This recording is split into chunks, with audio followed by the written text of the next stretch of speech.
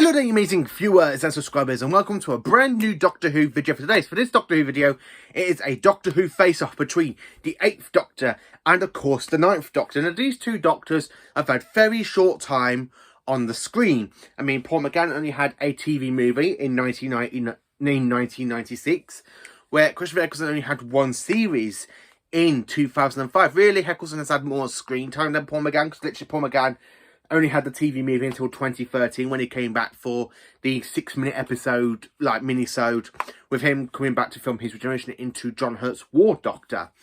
But for me to sit down and say which Doctor, I have to admit why this face-off is because both Doctors have had a very short time on screen, and I was really interested to hear people's opinions on them. Which Doctor do you think deserves more time as the Doctor, Christopher Eccleston or Paul McGann? I mean, for me, I'm going to say this. Since I've dived into a lot of Big Finish over the last couple of months this year, and actually only completing one whole series with Paul McGann's Doctor, which is the whole Dark Eye stuff, and also getting some Christopher Eccleston stuff from Big Finish, I have to say I absolutely prefer Paul McGann's 8th Doctor to Christopher Eccleston's 9th incarnation of the Doctor. Now, I'm going to say why I have to say for this face-off the 8th Doctor wins for me. It's because he's very much a different kind of Doctor that we had. He's very different to the TV movie incarnation of the Doctor. I mean, when you listen to him in the whole Dark Eye series, the 8th Doctor's took a pretty dark turn for him. A dark turn has really taken hold of the 8th Doctor. I mean, he just sees Lucy Miller's death. He's lost quite a few people. He's trying to get to the end of the universe. And the Time Lords are literally saying, nope, you've got to do something for us, Doctor. And then, of course, he has to go and batter the, Alex McQueen's incarnation of the Master. Why basically going to rescue Ruth Bradley's character, Molly O'Sullivan, who is really, really good. Plus, we do meet Nicola Walker as Iv as well in the Dark Eye series. Which, basically, I'm bringing her in because in the next 9th Doctor box set, where he teams up with the Sea Devils again, battles against Sea Devils, he does re-encounter an old companion from his 8th incarnation. The 9th Doctor meets Iv, which is really interesting. Why I'm really dying to thinking about getting this next box set with the Return of the Sea Devils. I believe it's the only Big Finish box set they've actually ever been in, I have to admit. But not only just Dark Eyes, I've got Time War 1 and 2 for Big Finish, and of course I've also got the Wirren Dawn, and of course the Light of the End. So I've got quite a few Paul McGann audios, including Max Warp on vinyl, where for Christopher Eccleston he's only got one full series, 13 episodes, 10 stories, and then I've only got 2 box sets of his from Big Finish. And yeah, I have to admit, Christopher Eccleston is absolutely amazing as the Doctor, but for me, Paul McGann has to win this face-off. I'm sorry to say this to anybody who's going, how can I say this? Why am I saying Paul McGann deserves more time as the Doctor? Why does he win this face-off? Because in Big Finish, you kind of hear a lot of progression in the 8th Doctor's run, like the 9th Doctor did, from being that warrior that we see in the beginning of Rose, and then you get up to Dalek, and then he's trying to come over the terms of the Time War, thinking the Daleks are all dead, and then bam, the warrior Doctor, he basically takes over the 9th Doctor's personality, where in this one, you kind of see with the 8th Doctor really does try his best to become more of an adventurer instead of being the way the 7th Doctor became, like the chessmaster Doctor. This Doctor is very, very different to the previous 7 Doctors before him.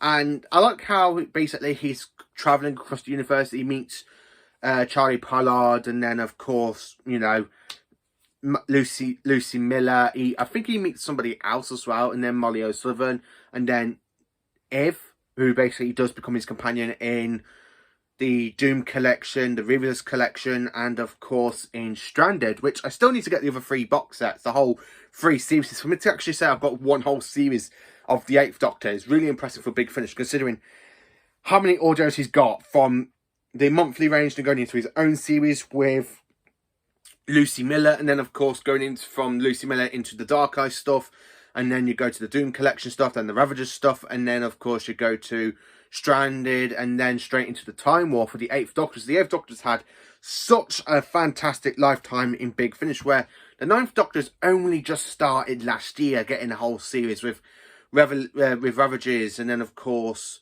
Response to Calls, and then the Lost Warriors, and then Old Friends, and then Return to Earth, Into the Stars, and then the new one that's coming out, which is Beneath the Surface. Is it something like that? I'm not too sure. Eccleston for me is really different to the way he was in Series 9, which is really good actually, because you kind of see him having more adventures before he meets Rose, because technically he does sacrifice his own life to save Rose, who's got the time vortex and she's burning up.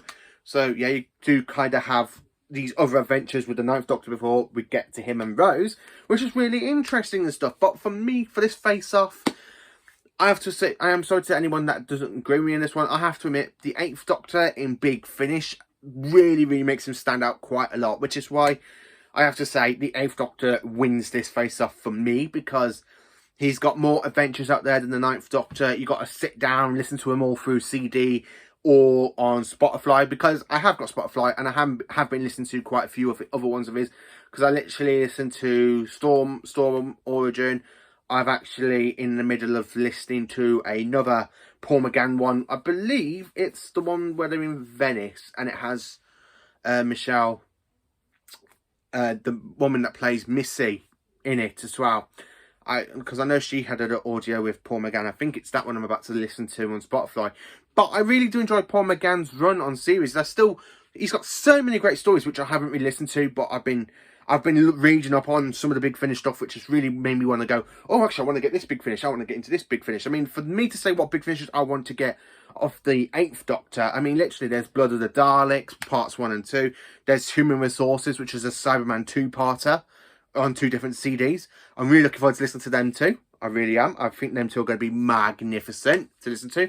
There's the Doom collection I really want to get my hands into, because the 8th Doctor does bump into River Song.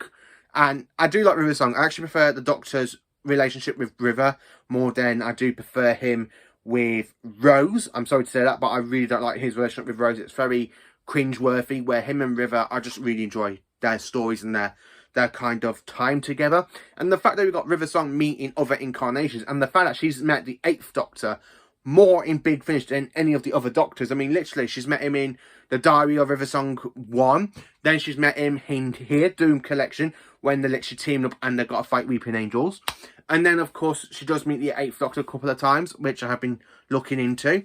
I'm saying the 8th Doctor has to win it for me, because, one, he has such a fantastic character arc, going from the TV movie 8th Doctor, where he's a bit romantic and everything. Then he goes into like a kind of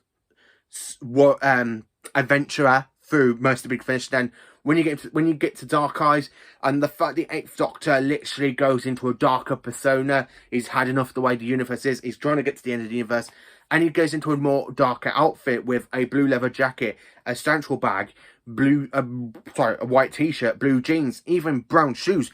This is a whole new version of the 8th Doctor. And then when we get to the Time War, yes, you can understand with the Time War that he's literally seen that the whole universe is burning up, the Time Lords and the Daleks, and he's like going, I don't want to be a part of this. I want to go back to having me adventures. Which really, that's the whole point of the 8th Doctor. He does trying his way to get out of the Time War.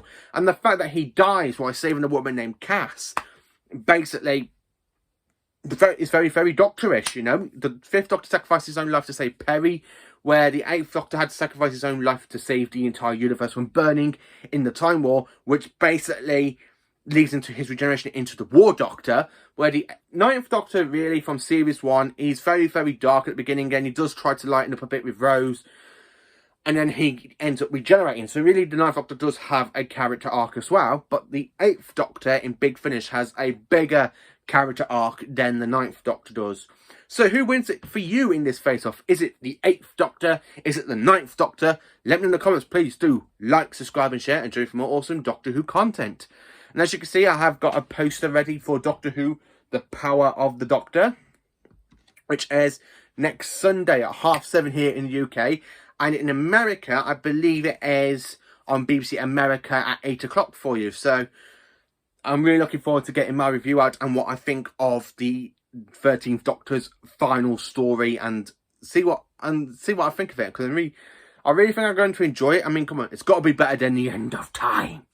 I mean, for me to stand here and go, The End of Time is the worst regeneration story for modern Who, Yeah, that's what I really think of the End of Time. It's not my favourite Regeneration story. It's way, way down the bottom of Regeneration stories.